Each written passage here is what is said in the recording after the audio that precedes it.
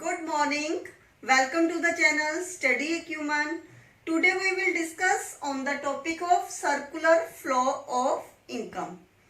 देखिए, every year a firm produce different kinds of goods and services with the help of factor of production. ये factor of production क्या होते हैं? Land, labor, capital, entrepreneur. These are factor of production. In factor of production को use करके firm will produce the production of goods and services.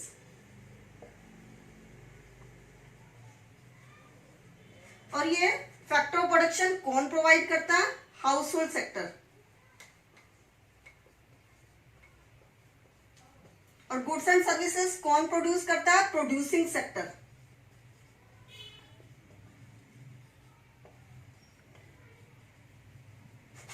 तो ये land, labour, capital, entrepreneur house hold sector से कहां जाते हैं? प्रोड्यूसिंग सेक्टर की side. और प्रोड्यूसिंग सेक्टर से हाउस होल्ड सेक्टर की साइड क्या जाता है? Goods and services.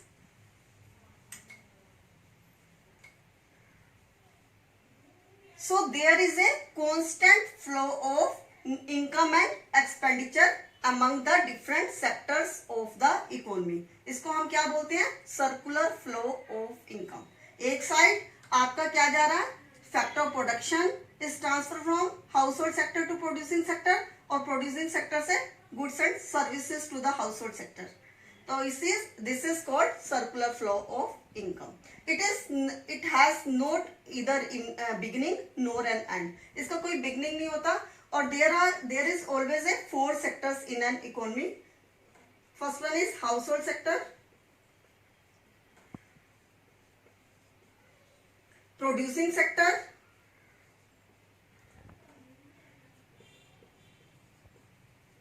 government sector,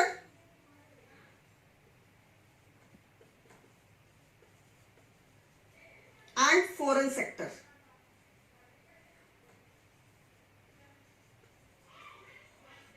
तो इनमें जो भी फ्लो होता है नेशनल इनकम का एक सेक्टर से दूसरे सेक्टर से में, this is known as circular flow of income and expenditure.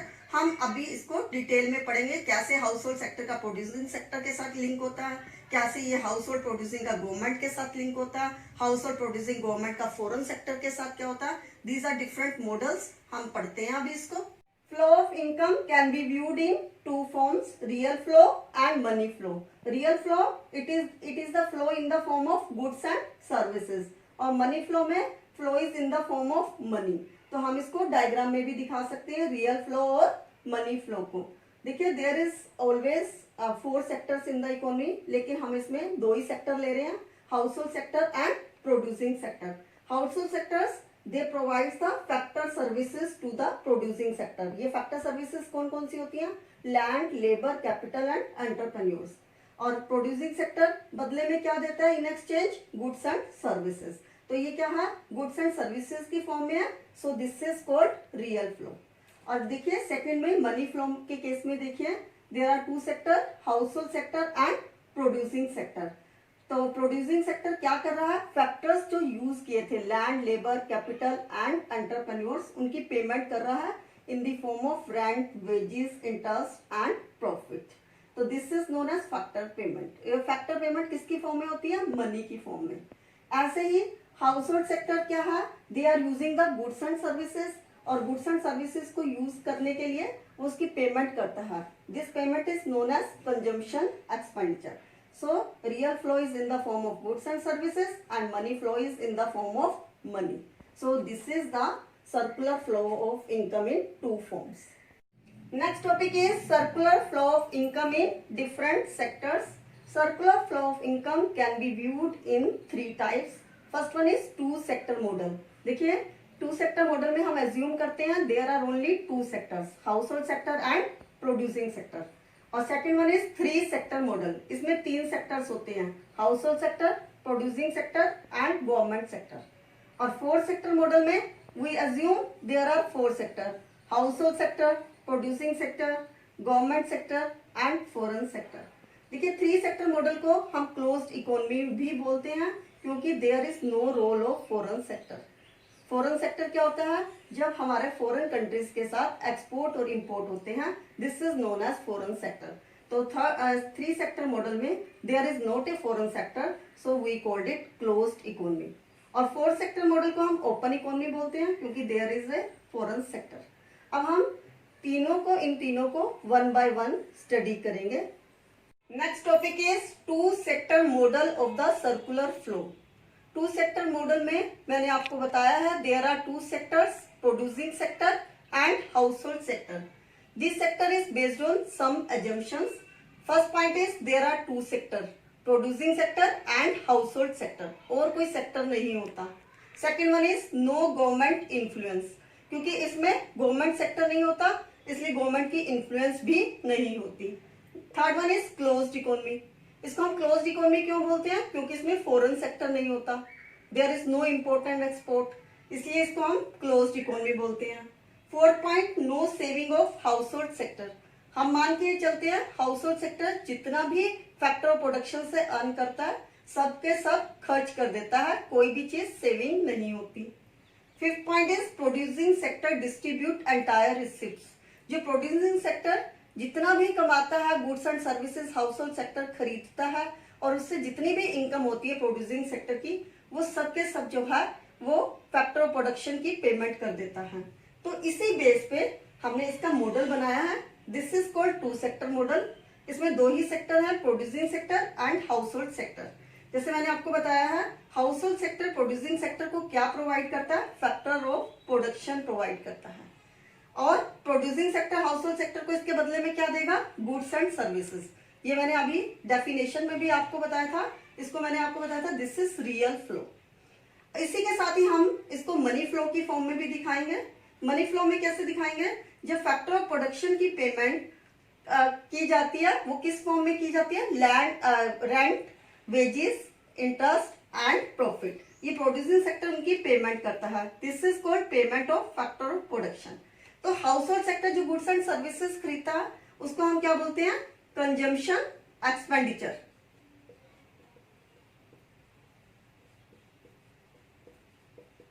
This is called money flow. तो हमने एक ही डायग्राम में जो पहले सेपरेट बनाए थे रियल फ्लो और मनी फ्लो, ये हमने 2 सेक्टर मॉडल में ये दोनों एक साथ दिखाने हैं। So we called it 2 sector model. Next is 2 sector model of the circular flow with saving and investment. जो अभी हमने 2 सेक्टर मॉडल पढ़ा था वो विदाउट सेविंग एंड इन्वेस्टमेंट था। हमने ये मान के चला था कि हाउस होल्ड सेक्टर की जितनी भी इनकम होती है वो सारी की सारी income house hold sector expand कर देता है, लेकिन इसमें क्या है? हाउस होल्ड सेक्टर सारी की सारी इनकम को एक्सपेंडिचर पे खर्च नहीं करता, बट जबकि उसमें से कुछ सेव कर लेता है। तो हाउस होल्ड सेक्टर की ये क्या हो गई? सेविंग। वो सेविंग का क्या करेगा? वो कैपिटल मार्केट में या तो शेयर्स में, बॉन्ड्स में या कमर्शियल बैंक्स में या किसी भी इंस्टीट्यूशन में वो डिपॉजिट करा देता है। तो कराने के बाद क्या है? वो बैंक क्या करेगा? वो ऐसे लोन प्रोड्यूसिंग सेक्टर को दे देता है। So this is the borrowing for investment. तो देखिए जो सेविंग है it is equal to investment, क्योंकि saving of household sector is equal to investment of producing sector. So in this way saving and investment के case में we can also get the equilibrium. जैसे हमने without saving and investment के case में हमने क्या किया था? जितना भी एक्सपेंडिचर होता है उसको हम क्या करेंगे? वो दूसरे सेक्टर की क्या होती है? इनकम। तो ऐसे ही यहाँ पे है saving of household sector is equal to the investment of producing sector. जैसे यहाँ पे expenditure of producing sector is equal to the income of household sector. So in this way जो है we can get the equilibrium in both cases. Next is 3 sector model of the circular flow. 3 sector model means when there are 3 sector, producing sector, household sector and government sector. देखिए जो producing sector और household sector का जो मैंने 2 sector model में कराया है वो सेम प्रोसीजर रहेगा। Producing sector household sector को क्या करेगा? फैक्टर्स की पेमेंट, वेजेस, इंटरेस्ट, रेंट और प्रॉफिट की फॉर्म में, और हाउस होल्ड सेक्टर जो गुड्स एंड सर्विसेज खरीदेगा उनकी पेमेंट करेगा। This is called consumption expenditure, ये मैंने आपको पहले भी बताया। तो अब जो है यदि इसमें कैपिटल मार्केट के साथ है तो कैपिटल मार्केट के साथ हम इसको कैसे करेंगे? हाउस होल्ड सेक्टर अपनी सेविंग कैपिटल मार्केट में जमा कराएगा और प्रोड्यूसिंग सेक्टर भी अपनी सेविंग कैपिटल मार्केट में जमा कराएगा, और कैपिटल मार्केट बोरोइंग्स जो है प्रोड्यूसिंग सेक्टर को देगा। और कैपिटल सेक्टर का गवर्नमेंट सेक्टर से क्या लिंक होगा? सेम वही, गवर्नमेंट सेक्टर अपनी सेविंग कैपिटल मार्केट में सबमिट कराएगा और कैपिटल मार्केट गवर्नमेंट सेक्टर को बोरोइंग्स देगा। तो हमारे तीनों के केस में कैपिटल मार्केट से क्या लिंक होगा? सेविंग एंड बोरोइंग्स का। अब यदि प्रोड्यूसिंग सेक्टर गवर्नमेंट सेक्टर का लिंक देखते हैं तो प्रोड्यूसिंग सेक्टर गवर्नमेंट सेक्टर को टैक्सेस जमा कराता है और जो गवर्नमेंट सेक्टर है वो प्रोड्यूसिंग सेक्टर को सब्सिडीज देती है। और यदि हम गवर्नमेंट सेक्टर का हाउस होल्ड सेक्टर के साथ देखते हैं तो क्या लिंक है? ऐसे ही हाउस होल्ड सेक्टर जो भी टैक्सेस हैं वो गवर्नमेंट सेक्टर में जमा कराता है और in reverse government sector transfer payments क्या होती है? जैसे ओल्ड एज पेंशन हो गया, स्कॉलरशिप हो गया, this gives to the household sector. So this is the 3 sector model जिसमें producing sector, household sector और गवर्नमेंट सेक्टर का रोल होता है। ये हमने विद कैपिटल मार्केट किया है। यदि विदाउट कैपिटल मार्केट होता तो हमारा ये बोरोइंग और सेविंग का रोल तीनों से ही खत्म हो जाता। सो इन दिस वे जो है we can give the example of the 3 sector model. Next is 4 sector model of the circular flow. 4 sectors में there are 4 sector: producing sector, household sector, government sector and foreign sector. देखिए जो हमने 3 sector model किया था उसका बिल्कुल 3 sectors तो same रहेंगे, लेकिन 4 सेक्टर में हमारी जो ट्रांजेक्शन होगी वो फॉरेन सेक्टर के साथ होगी। और फॉरेन सेक्टर के साथ किसकी ट्रांजेक्शन होगी? प्रोड्यूसिंग सेक्टर की। जो प्रोड्यूसिंग सेक्टर प्रोड्यूस करता है वो एक्सपोर्ट किसको करता है? फॉरेन को। और फॉरेन सेक्टर से उसको क्या मिलता है? Export receipts. और फॉरेन सेक्टर से वो क्या करेगा? इंपोर्ट करेगा और इंपोर्ट की payment. So this is the only difference between 3 sector model and 4 sector model. 3 sector model में जो हमने बनाया था वही सेम हमारा हमने 4 सेक्टर मॉडल में बनाना है। सिर्फ हमारा फॉरेन सेक्टर का प्रोड्यूसिंग सेक्टर के साथ हमने एक्सपोर्ट और इंपोर्ट को दिखाना है। So this is the complete model of the circular flow. Next topic is, does the circular flow of national income always remain constant?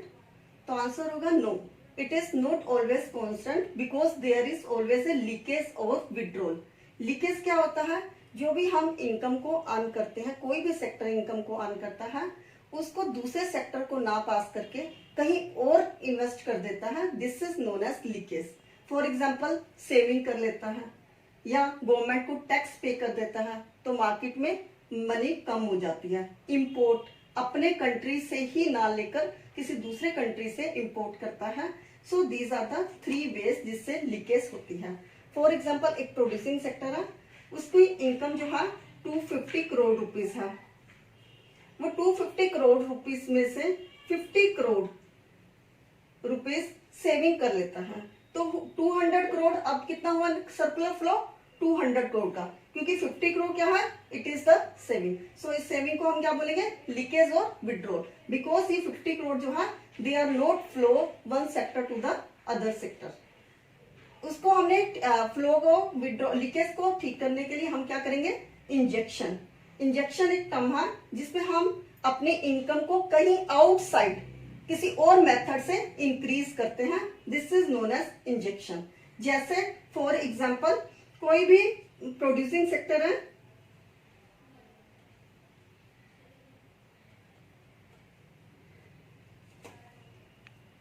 वो अपने फैक्टर ऑफ प्रोडक्शन की पेमेंट करने के लिए कैपिटल मार्केट या किसी बैंक से जो है लोन लेता है।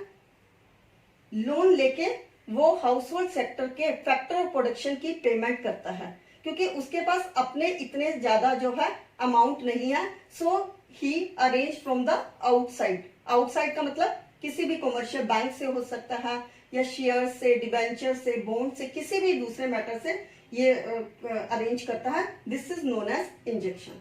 तो हमारे ये मेन विड्रॉल एंड इंजेक्शन क्या क्या है?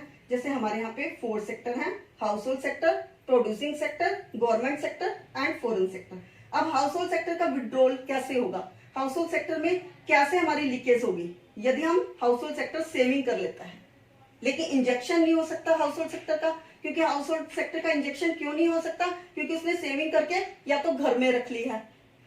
तो प्रोड्यूसिंग सेक्टर का विड्रॉल क्या होगा, सेविंग। लेकिन सेविंग करके प्रोड्यूसिंग सेक्टर ने क्या किया, इन्वेस्टमेंट कर दिया, इन्वेस्टमेंट लैंड एंड मशीनरी में, फर्नीचर एंड फिक्सचर में। सो this is the injection in the form of investment. तो ऐसे ही गवर्नमेंट का विड्रॉल क्या होता है, जब हम गवर्नमेंट को टैक्सेस आते हैं, फिर गवर्नमेंट इंजेक्शन कैसे करती है, गवर्नमेंट एक्सपेंडिचर करके। ऐसे ही फॉरेन सेक्टर में विड्रॉल कैसे होता है, जब हम इंपोर्ट करते हैं फॉरेन सेक्टर को, तो हमारी मार्केट से पैसा कम हो जाता है, और यदि हम एक्सपोर्ट करते हैं तो हमारे यहाँ पे इंजेक्शन हो जाता है। So these are the ways of the leakage and injection. तो सो हमारा इसका आंसर क्या होगा, does the circular flow of national income always remain constant, no it is not always constant. Next topic is importance of circular flow of income. First one is mutual relations. देखिए there is always a mutual relations among the different sector. यदि एक sector की income है तो दूसरे sector का expenditure होता है, so there is a mutual relation. Second point is triple identity of production, income and expenditure. देखिए जो प्रोडक्शंस है, goods and services produce by a country, this is known as national production. और household sector जितनी भी aggregate income earn करता है factor of production से, this is known as national income. और spend on the goods and services by the household sector, this is known as national expenditure. So this is a triple identity. तो आप इसको कैसे लिखोगे, production is identical to national income is identical to the expenditure. So this is a triple identity. Next point is estimate of national income. जो circular flow of income है, it is also helpful to estimate the national income. National income क्या होता है, the total of goods and services produce by a country within a year is known as national income. उसको हम बोलते हैं GDP, gross domestic product. यदि हम इसमें इनकम फ्रॉम अब्रोड, जो फोर्थ सेक्टर है, फॉरेन सेक्टर, यदि हम उसको भी इंक्लूड कर देते हैं इनकम फ्रॉम अब्रोड को, this is known as GNP, gross national product. So इस तरीके से हम नेशनल इनकम को भी एस्टिमेट कर लेते हैं, क्योंकि नेशनल इनकम को हम हमेशा क्या कहते हैं, GNP. So these are the importance of the circular flow of income. Now this topic is finish. For more videos please like, share and subscribe my channel.